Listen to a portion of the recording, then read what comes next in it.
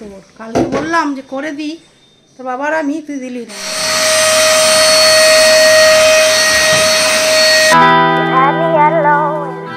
Good morning friend, তোমরা সবাই কেমন আছো? আশা করি খুব ভালো আছো, সুস্থ আছো। আমরাও ভালো আছি। দেবনাথ ফ্যামিলিতে তোমাদের আর একবার স্বাগত।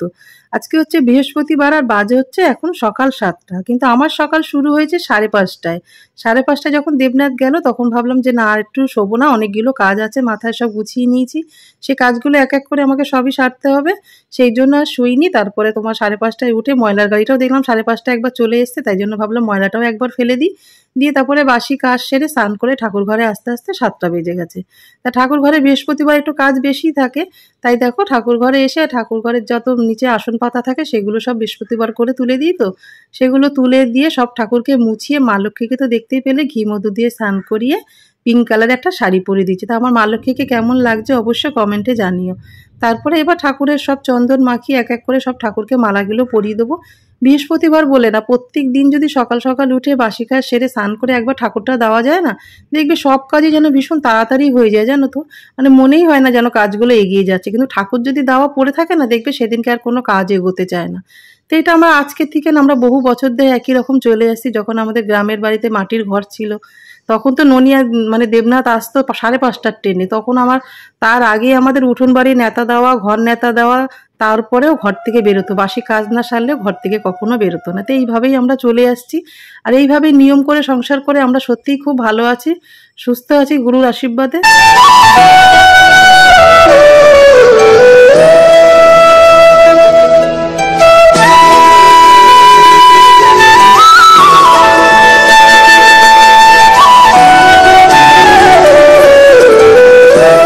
পরে আবার তোমাদের সাথে কথা বলতে চলে আসলাম। বৃহস্পতিবার ঠাকুর দেওয়া তো আমার একদম হয়ে গেছে, আর এখন বাজে হচ্ছে 8:20। তা সকাল থেকে তোমাদের সাথে একটু কথা বলতে পারিনি। বৃহস্পতিবারে পুজো বুঝতেই পারছো, সবটা জোগাড়জান্তি করে নিয়ে দিতে হয়। তাও তো দেবনাথ কালকে রাতে বাসন মেজে রেখেছে, রাতে সব আমাদের ঠাকুরের আসন সব পরিষ্কার করা ছিল, ফুলটাও এনে দিয়েছিল, ওই জন্য অনেকটা, নাইলে ফুল টুল আনতে তো অনেকটা বেলা হয়ে যায়। আর আজকে শাড়ি পরে পুজো দিয়ে ভীষণ ভালো লাগছে। শাড়ি পরতে মাঝে মাঝে ভীষণ ভালো লাগে, ওখানে কিন্তু গরমে আর একা হাতে সব সংসারে কাজকর্ম করতে হয় না, ওই জন্য খুব একটা পরা হয় না। কিন্তু ওই বাড়িতে ভীষণ মানে খুবই শাড়ি পরা হতো সব কিছুতে। এবার একটু চা খাবো, গলাটা শুকিয়ে যাচ্ছে। সকালে একটু জোয়ান জিরার জল রাতে ভিজিয়ে রেখেছিলাম, সেটাই খেয়েছিলাম। তা চলো একটু লাল চা করে একটু খেয়ে নিই, ছেলে উঠুক, তারপর তোমাদের সাথে আবার পরে কথা হচ্ছে। তো ঠাকুর দিয়ে উঠে একটু সময় নষ্ট না করে দেখো রান্নাঘরে চলে এসেছে। আর আমার রান্নাঘরটার অবস্থা তোমরা দেখেই বুঝতে পারছো কতটা অগোছালো হয়ে আছে, সেগুলোই এক এক করে গুছিয়ে রাখবো আস্তে ধীরে। তাই জন্য ভাবলাম ছেলে উঠে গেছে, স্যামকে নিয়ে ছাদে গেছে, সেই ফাঁকে আমি একটু চাটা বসিয়ে দিই। তা চাটা বসিয়ে দিয়েও সময়টা নষ্ট করিনি, ভাবছিলাম যে ডিনার সেটে বাটিগুলো একটু ওপরে গুছিয়ে রেখে দিই, যেগুলো মেজে রেখেছিলাম। তো এই কাউন্টার দুটো না একটু ছোট ছোট, ওই জন্য বাটি গ্লাস এই পাশে গ্লাস রেখেছি, এইগুলো কাঁচের গ্লাসগুলো এখানে গুছিয়ে রেখেছি। আর ওপাশে যে কাউন্টারটার বরমগুলো রাখছি সেইগুলো একটু বড় আছে জায়গাটা একটু, বুঝলে, সেই জন্য ওখানে বিস্কিট থাকে, তারপর সব রকমের ড্রাই ফ্রুটগুলো যেগুলো আনে মার্কেট থেকে সেইগুলো সব ওখানে গুছিয়ে রাখি। তো এই করে সব কাজগুলো আস্তে ধীরে করতে হবে। তার মধ্যে দেখো আমার এই যে অতিথি চলে এসছে, এটা নিত্যদিনের অতিথি।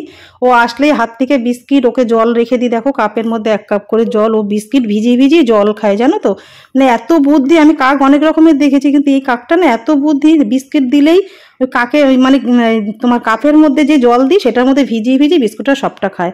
তা কাজ গুছাচ্ছিলাম, ছেলেকে বললাম চাটা একটু দেখ, নাহলে শুকিয়ে যাবে। আমি সেই ফাঁকে থালাগুলো সব গুছিয়ে রেখে দিয়ে দেখো যে মশলার থালা মানে বাটিগুলো মেজেছিলাম, সেগুলো সব মশলা আস্তে করে ঢালবো। আজকে সারাদিন এই গুছানোর কাজই চলবে, কেন হাতে আর বেশি সময় নেই। বৃহস্পতিবার আজকে, আর শনিবার তো মেয়ের শ্বশুরবাড়ি থেকে সবাই চলে আসবে, ওই জন্য গুছানোর কাজগুলো সব আজকেই কমপ্লিট করে নিতে হবে।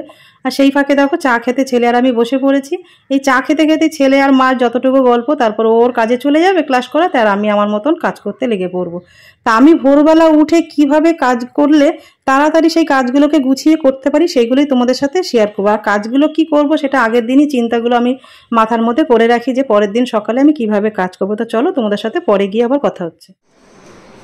অনেকক্ষণ পরে আবার তোমাদের সাথে কথা বলতে চলে আসলাম। এদিকে কড়াই বসিয়ে দিয়েছি, ভাতও হয়ে গেছে, আর রান্না করবো হচ্ছে কই মাছ আর আলু বেগুন দিয়ে একটা সবজি বানাবো। চলো তোমাদের দেখাই।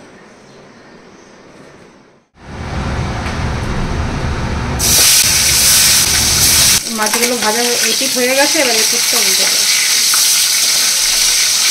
চলো মাছগুলো ভেজে নিই। কালকে যেসব কৌটোগুলো মেজে রেখেছিলাম এগুলো এখন সব কিছু ঢেলে নেবো। এই যে নতুন যেগুলো নিয়ে এসেছি সেইগুলো। এই যে মাছ ভাজা বসিয়ে দিয়ে সবগুলো ঢালতে চলে এসেছি। সবজিগুলো মশলা পাতিগুলো এই যে ডালটা করে ঢেলে নেবো সব।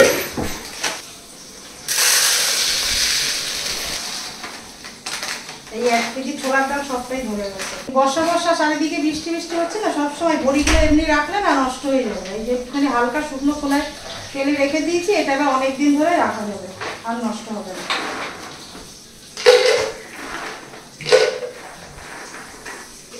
বড়ি রেখে দিলে দেখবে কিরকম সাদা মতো হয়ে যায়।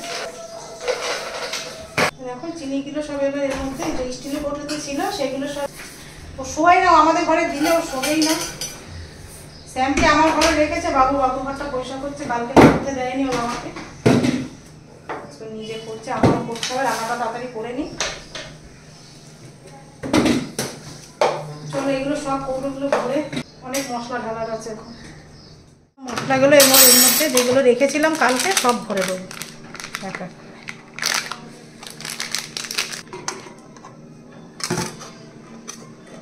জিরেটা ঢেলে দেবো,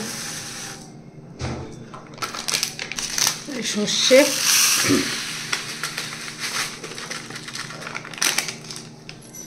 দেখো মশলার পাত্র আমার একদম রেডি হয়ে গেছে। আর এইটা রাখলে একদম রেডি হয়ে যাবে। শুকনো লঙ্কা, এই যে তেজপাতাটা আমি একটু ছিঁড়ে একবারে রেডি করে রেখে দেবো। এইটা হাতের কাছে থাকলে একদম সমস্ত রান্নাটাই খুব সহজভাবে করা যাবে, কিচ্ছু খোঁজ দেওয়া যেতে হবে না। এইভাবে আমি মশলাটা এটা কুচিয়ে রাখি, একদম রেডি হয়ে গেল আমার মশলা কৌটো।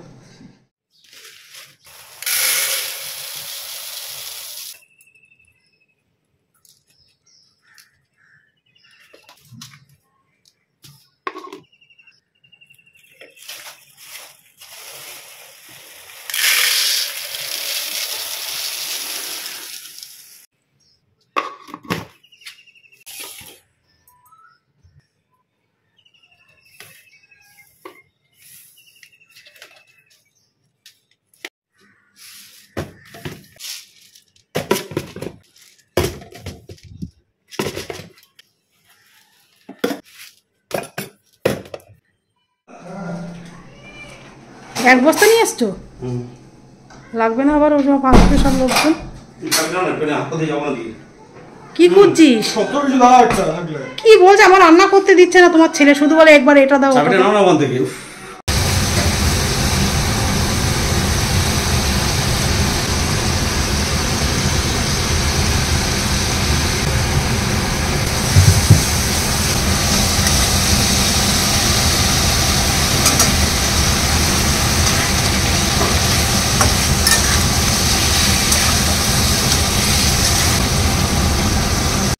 আমার ছেলের ঘর পরিষ্কার করছে।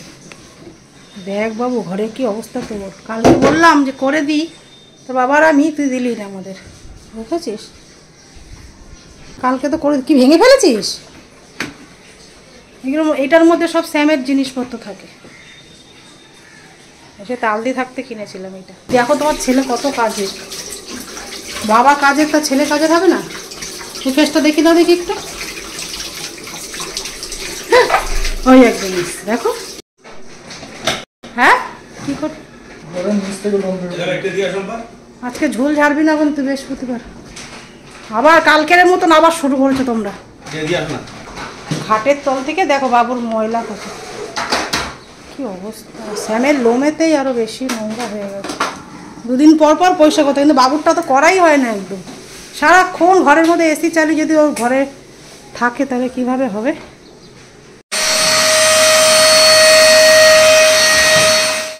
এদিকে মাছের ঝোল হয়ে গেছে, আর এদিকে স্যামের মাংস বসিয়ে দিয়েছি, এটাও হয়ে গেছে। মলের মধ্যে আটকে আছে কোথায়? তা কিনে নিয়ে ফেলে রেখেছো, এটা দিয়েই তো আমাদের খাটের তলাটা করা যায় পরিষ্কার। সোফাটাও সব বসে হয়ে যায়। হ্যাঁ তো করো না কেন? এত দাম দিয়ে কিনে ফেলে রেখে দিয়েছো, সে কবে কেনা, আমাদের ঘরের মানে আসার পরেই তো এটা কেনা হয়েছে। ফালতু ব্যবহার করা না একদম, এটা তো আমরা এখানে আসাতেই সাথে কেনা হয়েছিল না। আগে রান্না করব নোংরা।